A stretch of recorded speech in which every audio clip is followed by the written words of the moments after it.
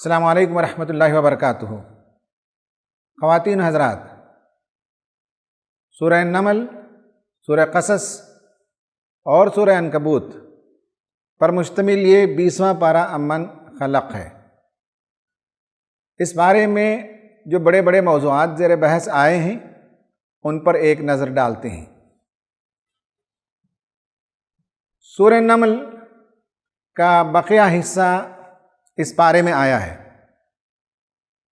اس پارے کی شروعات بہت خوبصورت سوالات سے کی گئی ہے۔ پورا ایک صفحہ اللہ تبارک و تعالیٰ نے کوشچنز کیے ہیں۔ امن خلق السماوات والارض وانزل لكم من السماء ماء فانبتنا به حدائق ذات بہجہ۔ کہا کہ کون ہے جس نے زمین و آسمان کو پیدا کیا؟ کون ہے جو تمہارے لیے موسلا دھار بارش برساتا ہے؟ اور کون ہے جو اس کے ذریعے سے تمہارے لیے گھنے گھنے باغات پیدا کرتا ہے؟ تمہارے بس کی تو یہ بات نہیں تھی کہ اس طرح کے انواع و اقسام کے شجر اور پھل پھول اور پودے تمہارے لیے پیدا کر لیے جاتے۔ اِلٰہٌ مع اللہ، کہ اللہ تعالیٰ کے علاوہ بھی کوئی اور خدا ہیں؟ پھر اللہ تعالیٰ نے سوال کیا کہ کون ہے جو تمہاری دعاؤں کو سنتا ہے؟ امن یجیب المضطر اذا دعاہ ویکشف السوء۔ دل بے قرار، دل مضطر پکارتا ہے، اپنے دل کا ماجرا کسی اور کو سنانا نہیں چاہتا، صرف خدا رب ذوالجلال کو سنانا چاہتا ہے۔ کون ہے جو تمہاری تکلیفوں کو دور کرتا ہے؟ کون ہے جو تم کو خشکی میں اور سمندر میں راستے دکھاتا ہے؟ کون ہے جو تمہارے لیے خوشخبری لانے والی ہوائیں بھیجتا ہے؟ کون ہے جو نسل انسانی کا سلسلہ چلا رہا ہے؟ کیا کوئی اور خدا ہیں؟ تم تو حد سے گزرے ہوئے لوگ ہو، تم تو سمجھتے نہیں ہو۔ یہ شروعات ہے، بہت شاندار شروعات۔ اس کے بعد فرمایا گیا کہ لوگوں کے لیے حساب کا وقت آ گیا ہے، انہیں اس کی فکر کرنی چاہیے۔ لوگ آپ صلی اللہ علیہ وسلم کے پاس آ کر بڑی بڑی باتیں کرتے تھے، لیکن اللہ تبارک و تعالیٰ نے فرمایا کہ یہ تو بڑی باتیں ہیں، ان کے دلوں کے اندر جو کچھ پوشیدہ ہے وہ ہم جانتے ہیں، اور اسے بھی ہم قیامت کے دن باہر لائیں گے، اور وہ دن بہت ہی حیرت انگیز اور ہولناک دن ہوگا جب سور میں پھونک مار دی جائے گی، لوگ غش کھا کر گر پڑیں گے، سوائے تمہارے رب کے کوئی اور باقی نہیں رہے گا۔ لوگ اپنی قبروں سے فوج در فوج نکلیں گے، آسمان و زمین میں جتنی چیزیں ہیں اس دن سہم جائیں گی، گھبرا جائیں گی۔ یہ ایسا دن ہوگا، لوگوں کو اس کی تیاری کرنی چاہیے۔ اس کے بعد سورہ قصص ہے، اور یہ ایک پوری ہسٹری اور ہسٹری کو کیسے لکھا جاتا ہے، ہسٹوریوگرافی کیا چیز ہے، تاریخ نگاری کیا ہے، یہ سب باتیں ہم انشاءاللہ اس سورت کے اندر جب جائیں گے تو پائیں گے۔ اور اس سورت میں حضرت موسیٰ علیہ السلام کے علاوہ ہارون کا قصہ بھی آیا ہے، جو ان کا کزن تھا، اور وہ اپنی وفاداریاں فرعون کے ساتھ لگا رکھا تھا، اور بے انتہا مالدار تھا، کیپٹلسٹ تھا، کرونو کیپٹلسٹ تھا، مگر وہ حضرت موسیٰ علیہ السلام کا دشمن تھا۔ آخر کار وہ زمین میں دھنس گیا۔ پھر اس کے بعد سورہ عنکبوت۔ سورہ عنکبوت کی شروعات میں بھی اللہ تبارک و تعالیٰ نے فرمایا احسب الناس ان یترکوا ان یقولوا آمنا وہم لا یفتنون۔ کیا لوگوں نے یہ گمان کر رکھا ہے کہ وہ چھوڑ دیے جائیں گے؟ بس انہوں نے زبان سے ایمان کا دعویٰ کر لیا، مگر وہ آزمائے نہیں جائیں گے، شدید آزمائشوں سے گزرنا پڑتا ہے۔ پھر اس کے بعد انبیاء کے واقعات سنائے گئے۔ خواتین و حضرات، یہ وہ باتیں ہیں جو اس پارے کے اندر آئی ہیں۔ اب اس کے بعد ہم اس پارے میں سے کی لیتے ہیں۔ یہ قرآن کے علوم میں سے ایک اہم تر علم ہے، قرآنک سائنسز میں سے ویری امپورٹنٹ قرآنک سائنس ہے جسے جاننا چاہیے، اور وہ ہے اصل میں قرآنک ہسٹوریوگرافی اور امپورٹنس آف ہسٹوریوگرافی۔ اس پر ہم بات کریں گے کہ ہسٹوریوگرافی کیا چیز ہے. تاریخ نگاری کہتے ہیں. تاریخ ہم پڑھتے ہیں. آگے میں مثالیں بتاؤں گا کہ خود ہندوستان کی تاریخ جو لکھی گئی ہے وہ الگ الگ زاویوں سے لکھی گئی ہے. ایک عام آدمی جب تاریخ پڑھتا ہے تو اس سے امپریشن لیتا ہے, سمجھتا ہے کہ یہی واقعہ ہوا. نہیں, جو لکھا گیا لکھنے والے کا اپنا ایک ذہن ہے, اس کا اپنا ایک زاویہ ہے, اس کا اپنا ایک فلسفہ ہے, اس کا اپنا ایک آئیڈیا ہے جسے اس کے اندر اس نے سمو دیا.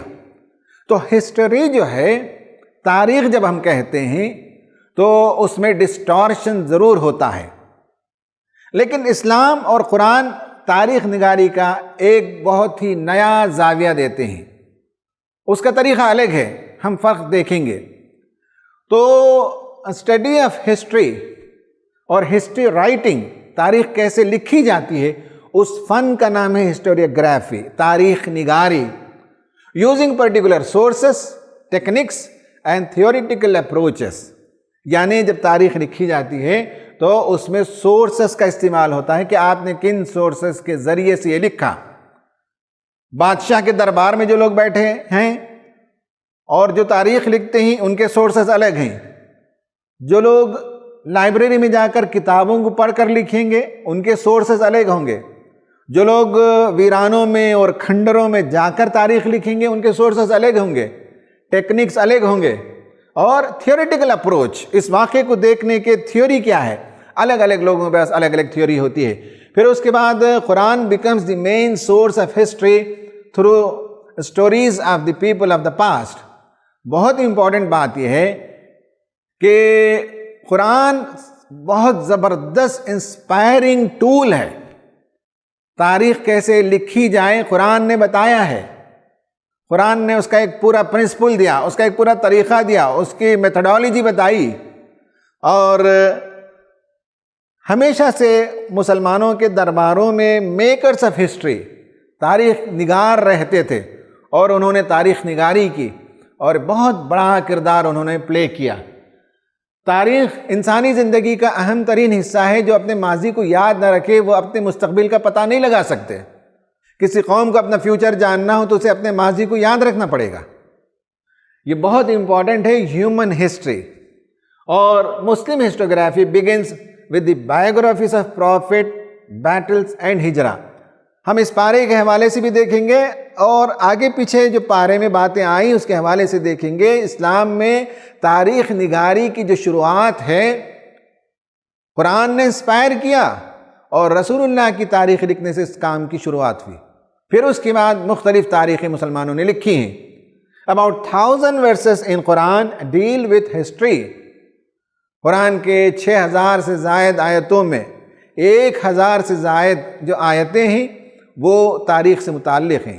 آپ پہلا پارہ کھول لیجئے, آپ کو لگے گا حضرت آدم کا قصہ شروع ہوا, اس کے بعد بنی اسرائیل کا قصہ شروع ہوا اور پارے کے اختتام تک چلا جاتا ہے.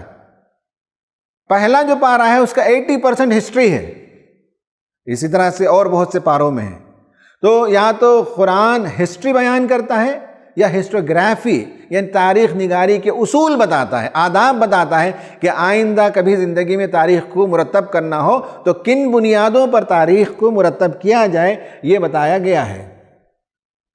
مسلمانوں میں جو بڑے بڑے مؤرخین پیدا ہوئے ہیں ان کا میں نے یہاں ذکر کیا ہے آپ کی دلچسپی کے لیے کہ قرآن نے انسپائر کیا.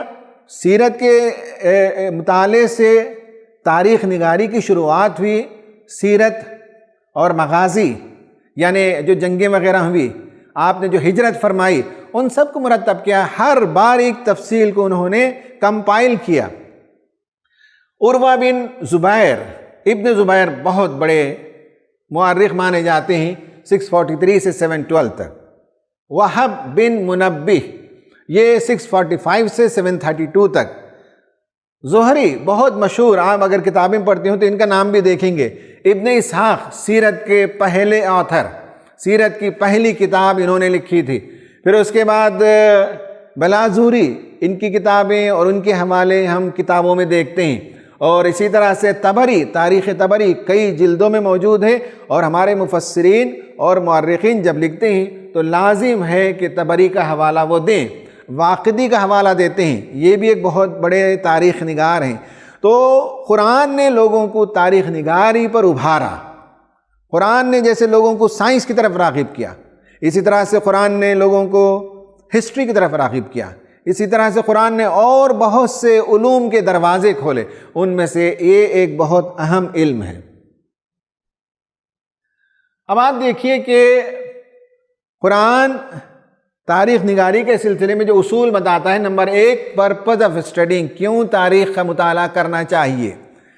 سورہ نمبر 30 آیت نمبر 9 میں تفصیل سے اللہ تعالیٰ نے بتایا کہ چلو پھرو زمین میں، جا کر دیکھو کیسی کیسی قومیں آباد تھیں، وہ زبردست قوت رکھنے والی تھیں، انہوں نے زمین کو ادھیڑا، وہاں کے خزانوں کو نکالا اور زمینوں کو آباد کیا، بستیوں کو آباد کیا، لیکن اس کے بعد رسولوں کی جب انہوں نے نافرمانی کی تو ان کا قصہ اللہ تعالیٰ نے پاک کر دیا، صفحہ ہستی سے مٹا دیے گئے۔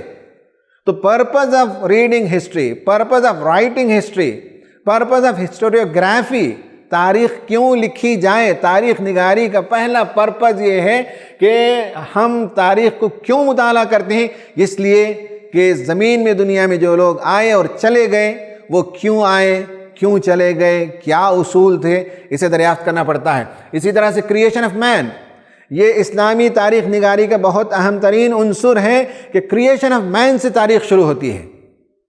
حضرت آدم کو اس نے کیوں پیدا کیا، پیدا کرنے کا مقصد کیا تھا، اور کئی جگہ تو آیا ہے، لیکن اس پارے کا 20ویں پارے کا مطالعہ کر رہے ہیں تو وہاں بھی یہ آیا کہ وَيَجْعَلُكُمْ خُلَفَاءَ الْأَرْضِ، زمین میں اس نے تمہیں خلیفہ بنایا، تم اس کے نائب ہو، زمین میں اللہ تعالیٰ کے احکام کا نفاذ تمہاری ذمہ داری ہے، اللہ تعالیٰ نے خلیفہ بنایا۔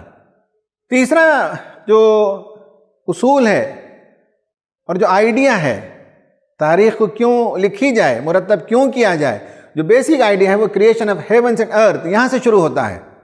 دیگر لوگوں کے پاس یہ آئیڈیا نہیں ہے، لیکن قرآن یہ بتاتا ہے امن خلق السماوات والارض، اور بہت سی آیتوں کی میں نے تلاوت کی اور آپ کو بتایا کہ زمین و آسمان کے پیدا کیے جانے کا ایک مقصد ہے، اور وہ سب تمہارے لیے اللہ تعالیٰ نے پیدا کیا، وہ بے مقصد چیزیں نہیں ہیں، تمہارا رب ہے وہ، جب اس نے ربوبیت کی ذمہ داری لی ہے، جب وہ تمہیں کھلاتا اور پلاتا ہے تو لازماً وہ تم سے سوال کرے گا، ایک دن لوٹ کر تم اس کے پاس واپس آؤ گے۔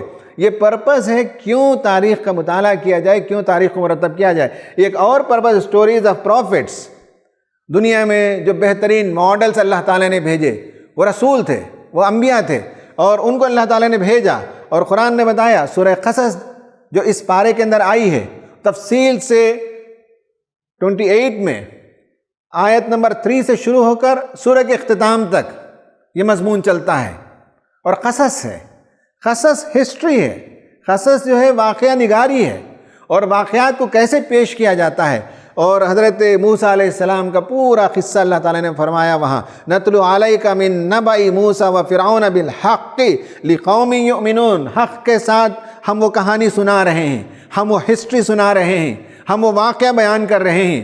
ہسٹوریوگرافی کیا ہوتی ہے دیکھ سکتے ہیں، ہم تمہیں سنا رہے ہیں۔ یہ پرپزز ہیں، آئیڈیا ہے بیسک، جس کے پیچھے ہسٹری کو مسلمانوں نے ڈیولپ کیا۔ پھر آپ دیکھیے یونیورسل ہسٹری، قرآن ہمیں بتاتا ہے کہ بعض جو ہسٹری ہیں قوم سے متعلق نہیں ہے، عرب سے متعلق نہیں ہے، نبی کریم صلی اللہ علیہ وسلم سے متعلق نہیں، لیکن یہ ہے کہ یونیورسل باتیں اس میں پائی جاتی ہیں، جیسے کہ بنی اسرائیل کا تذکرہ سورہ بنی اسرائیل میں بھی آیا ہے، اور خود اس پارے میں جس کا ہم مطالعہ کر رہے ہیں ان ھذا القرآن یقص علی بنی اسرائیل اکثر الذی ہم فیہ اختلفون، ان کی تاریخ بہت بڑی ہے، 2000 سالہ تاریخ کو انہوں نے فراموش کر دیا۔ ہم تمہیں سنا رہے ہیں، جہاں جہاں وہ اختلاف کر رہے ہیں، جہاں جہاں انہوں نے کرپشن کیا، جہاں جہاں انہوں نے چینجز کر دیے، ہم اسے کریکٹ کر رہے ہیں اور ہم آپ کو سنا رہے ہیں۔ ان کے عروج کی داستانیں بھی آئیں، ان کے زوال کی داستانیں بھی اللہ تعالیٰ نے سنائی ہیں۔ ایک اور پرپس ہے پاسٹ نیشنز، مختلف قومیں دنیا میں آئیں اور چلی گئیں، وہ جب چلی گئیں دنیا سے ختم ہو گئیں، صفحہ ہستی سے مٹا دی گئیں، تو کیا ایشوز تھے، کیا پرابلمز تھے، کیوں اللہ تعالیٰ نے ان پر عذاب نازل کیا؟ یہ ہسٹری کا مطالعہ بہت ہی پرپسفل ہے، میننگ فل ہے، انسانی زندگی کی رہنمائی کے لیے ہے، فخر و مباحات کے لیے نہیں ہے، اپنے قوموں کے قصوں کو جمع کرنا نہیں ہے۔ تاریخ تو ان اصولوں کے لیے ہے۔ پھر بایوگرافیز، اللہ تبارک و تعالیٰ نے بہت سے افراد کے واقعات کو اللہ تعالیٰ نے بیان کیا۔ یہاں حضرت موسیٰ علیہ السلام کا واقعہ تفصیل سے آیا ہے۔ اینڈ پروفٹ محمد صلی اللہ علیہ وسلم، آپ صلی اللہ علیہ وسلم ہمارے لیے اسوہ ہیں، نمونہ ہیں۔ دنیا میں وہ آئے انسانوں کے تزکیے کے لیے، اور آپ صلی اللہ علیہ وسلم نے جو ماری کے سر کیے، جیسے کہ آگے نیکسٹ پارے میں ہم دیکھیں گے، سورہ احزاب میں جنگ احزاب کا واقعہ ہو، جنگ بدر ہو، جنگ احد ہو، ہجرت ہو، حنین ہو، ہر چیز کو لوگوں نے بڑی تفصیل کے ساتھ لکھا ہے۔ یہ مسلمانوں نے شروعات یہاں سے کی۔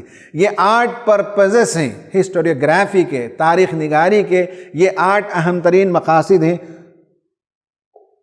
اب ذرا اس چارٹ کو دیکھیے، یہ بہت انٹرسٹنگ ہے، طلباء نوجوانوں کے لیے میں پیش کر رہا ہوں۔ ہسٹوریوگرافی کیا چیز ہے، تاریخ نگاری کیا چیز ہے؟ ہو سکتا ہے کہ آپ کے ذہن میں یہ سوال گھوم رہا ہو۔ دیکھیے کہ ایک اورینٹلسٹ اپروچ ہوتا ہے۔ ہندوستان کی تاریخ انگریزوں نے لکھی ہے، اس کا پورا اپروچ کیا ہے؟ جب یہاں انگریز آئے تو انہوں نے یہاں کے مذاہب کا، یہاں کی زبانوں کا، یہاں کی تہذیب کا مطالعہ کیا۔ اس کی بنیادی وجہ یہ تھی کہ انہیں ان سب چیزوں کو پڑھ کر معلوم کرنا تھا کہ اس قوم پر حکمرانی کیسے کی جائے۔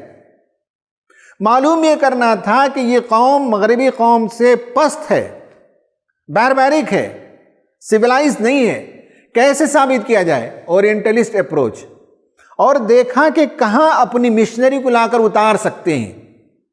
تو جب انگریز آئے تو صرف امپیریلزم کے ساتھ نہیں آئے، مشنری زیل کے ساتھ آئے، اور ان کے مشنریز آئیں، یہاں آ کر انہوں نے سکولز کھولے، ہاسپٹلز کھولے، ٹائلز کی فیکٹریاں کھولیں، یہاں کی زبانوں کو پڑھا، پھر اس زبان میں بائبل کو منتقل کیا، دھیرے دھیرے اپنا کام بڑھاتے رہے۔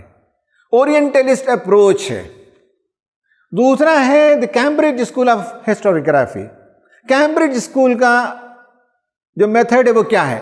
وہ ہے جب آپ انڈیا کی تاریخ پڑھیں گے تو انگریزوں نے یہ کیا، انگریزوں نے وہ کیا، اور یہاں کی قوم ایسی تھی، اور برٹش امپائر نے دنیا کو کیا نوازا۔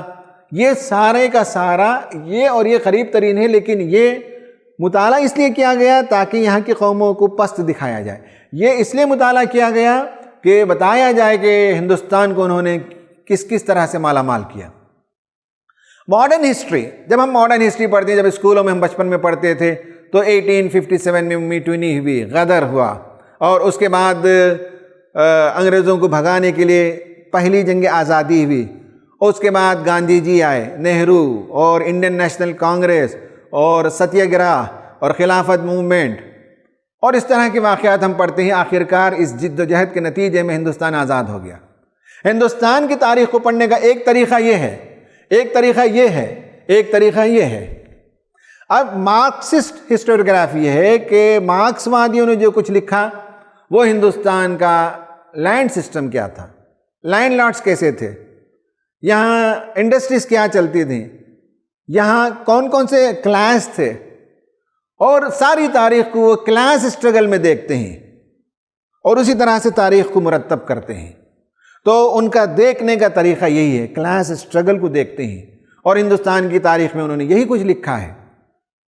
اور اس کے بعد آپ دیکھیے کہ نیشنلسٹ اسکول وہ یہ ہے کہ ہندوستان آزاد ہوا، اس میں دھرم کا کیا رول رہا، ہندو تہذیب کا کیا رول رہا، مونکس، سینٹس، انہوں نے کیا کیا پرچار کیا، یہ سب چیزوں کو لے آتے ہیں نیشنلسٹ میں۔ اس کے بعد اسی کا ایک اور ایوالوڈ ورژن ہے ہندوتوا اپروچ آف ہسٹری۔ یہ سیوڈو ہسٹری ہے، یعنی جو چیزیں تاریخ میں نہیں اسے تاریخ بنانا پڑتا ہے، فیبریکیٹ کرتے ہیں۔ یہ بتاتے ہیں کہ ایک بہت عظیم تہذیب تھی یہاں، یہ بتاتے ہیں کہ یہ ملک ایک تھا، حالانکہ ایسا نہیں تھا۔ اس ملک میں جا بجا قبیلے الگ تھے، زبانیں الگ تھیں، مذاہب الگ، عقیدے الگ، طور طریقے الگ، رسم و رواج الگ، لیکن فیبریکیٹ کرنا پڑتا ہے، اور ایک عظیم تہذیب، اور اس عظیم تہذیب کا خاتمہ ہوا مسلمانوں کے آنے کے نتیجے میں۔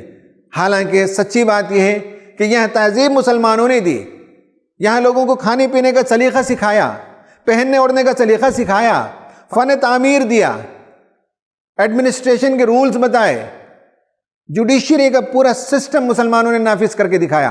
لیکن یہ ہے کہ ہندوتوا اپروچ ایسا ہے کہ جس میں ایک ویلن بنایا جائے اور ساری قوم کو اس ویلن کے خلاف کھڑا کیا جائے۔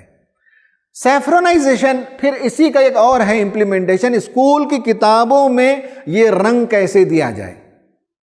ہسٹوریوگرافی جب میں کہہ رہا ہوں، تاریخ نگاری، تو وہ ایک بات نہیں ہے۔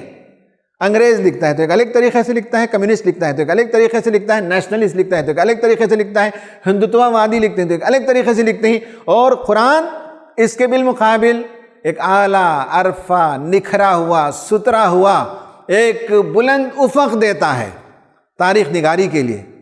تاریخ نگاری کے لیے ایک بہت ہی سیدھی شاہراہ دیتا ہے، اس میں اینچ پینچ نہیں، اس میں تیڑ نہیں، سچائی سچائی ہے، حقیقت ہے، اور پرپز ہے اس کے پیچھے۔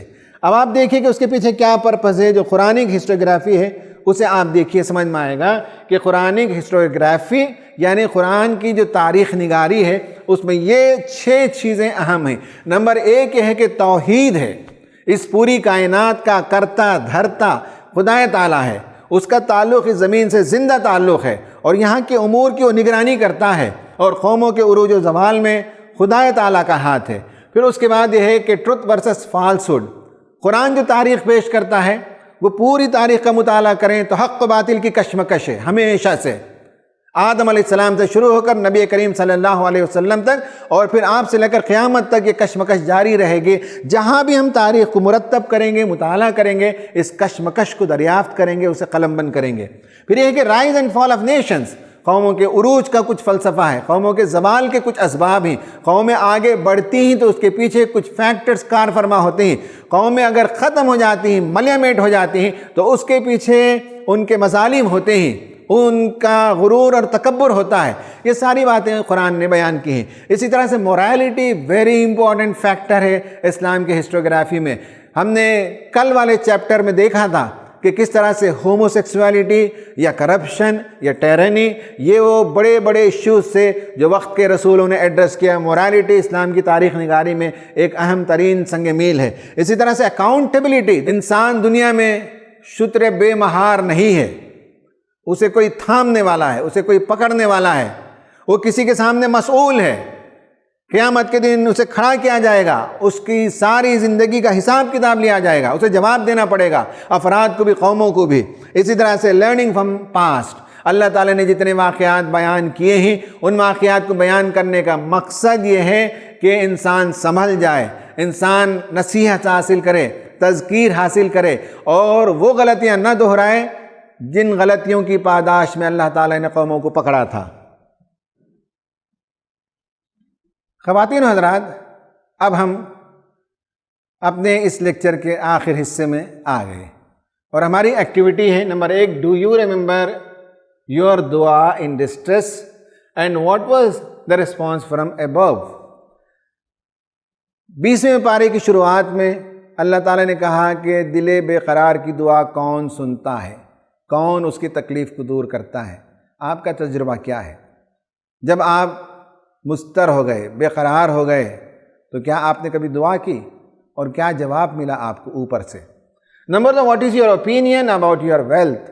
قارون کا خیال تھا کہ یہ دولت میرے اپنی صلاحیتوں سے اور میری اپنی پلاننگ کی وجہ سے ہے، میں اس کا مالک ہوں۔ آپ اپنی دولت کے بارے میں کیا خیال کرتے ہیں؟ Number 3، how do you behave during trials. سورہ عنکبوت میں آیا ہے کہ کیا تم لوگوں نے یہ سمجھ رکھا ہے کہ ایمان لے آئیں تو بس یوں ہی چھوڑ دیے جائیں گے اور آزمائے نہیں جائیں گے؟ تو جب کوئی آزمائش آتی ہے تو آپ کا مینٹل فریم ورک کیا ہوتا ہے، آپ کے اندر خیالات کیا ہوتے ہیں، آپ کیسے دیکھتے ہیں تکلیفوں کو؟